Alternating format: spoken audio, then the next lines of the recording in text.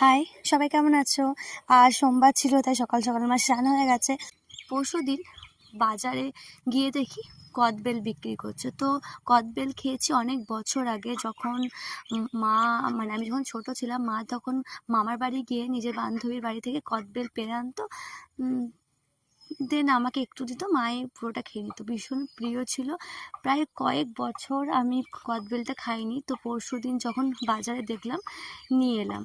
কদবেলটা ভাঙলাম। এবার কদবেলের শাঁসটা বের করে একটা পাত্রে রেখে, এবার তার মধ্যে পরিমাণ মতো চিনি, পরিমাণ মতো লবণ, আর পরিমাণ মতো লঙ্কা। যে কম ঝাল খায় সে কম লঙ্কা দেবে, যে বেশি, যেমন আমি খুব ঝাল খেতে পারি, ঝাল খেতে ভালোবাসি, তাই বেশি লঙ্কা দিয়ে একটু সর্ষের তেল দিয়ে এবার কদবেলটা শাঁসটা ভালো করে মাখলাম, যাতে নুনটা ও লবণটা ভালোভাবে মিশে যায়, এবং একটুক্ষণ রোদে শুকিয়ে ওই 1 ঘন্টা